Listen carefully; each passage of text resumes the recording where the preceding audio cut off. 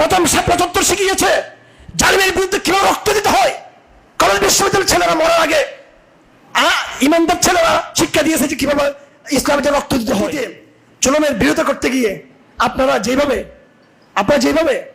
আপনারা আলহামদুলিল্লাহ এই ইমানের পরিচয় দিয়েছেন, এই বর্তমান সময়টাতে দাওয়াতের সুযোগ তৈরি হয়েছে আলহামদুলিল্লাহ।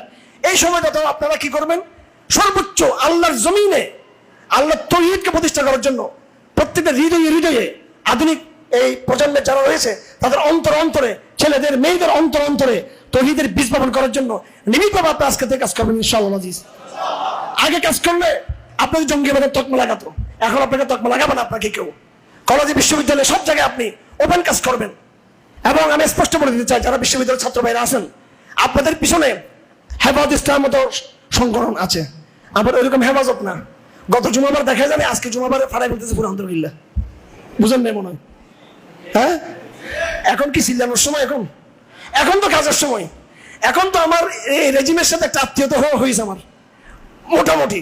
এখন আমি রেজিমকে বলবো ফিস করে তুমি গিভ অ্যান্ড টেক, কিছু ইসলামের দিকে আসো, কিছু তুমি দাও, কিছু নাও, এইভাবে তাকে ইসলামের দিকে দাওয়াত দেবো। কথা ঠিক কিনা? এখন কথা বলবো রেজিমের সাথে।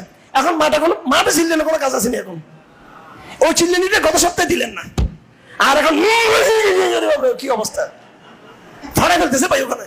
আমি আর কোন ঘরে চলে এসছি ওখান থেকে, আর সহ্য করতে না, ওদিকে যাই নাই আমরা।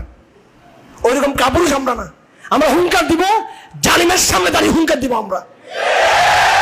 জালিম যখন পরাজিত হয়ে অল্টারনেট শক্তি আসবে, তাকে বলবো আসো তোমার সাথে আমি কথা বলতে চাই, আর্মির সাথে কথা বলতে চাই আমরা। কথা ঠিক কিনা?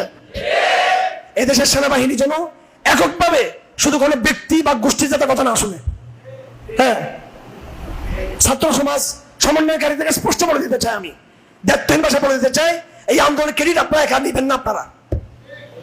আপনারা যদি আন্দোলন একা ক্রেডিট নেন, পরবর্তীতে আমরা কোনো নেগেটিভ নিয়ে মাঠে আসবো কিন্তু আমরা তখন। এজন্য আপনাদেরকে বুঝতে হবে, এই আওয়ামী লীগ সরকারকে দুর্বল করার পিছনে, এই আওয়ামী লীগ সরকার দুর্বল, কোমর ভাঙ্গা ছিল বিদায় তো সে চেয়ার ছেড়ে দিয়েছে। কোমরটা ভাঙলো কে? আপনি বলতেছেন ডাকাত পালিয়েছে, এই ডাকাতের পা দুর্বল করছে কে? এই ডাকাতের গিরে কারা আঘাত করেছেন? ৭৫ আমরা আঘাত করেছি ডাকাতের গিরে। এবং ২১ সালে আমরা এই ডাকাতের গিরে আঘাত করেছি।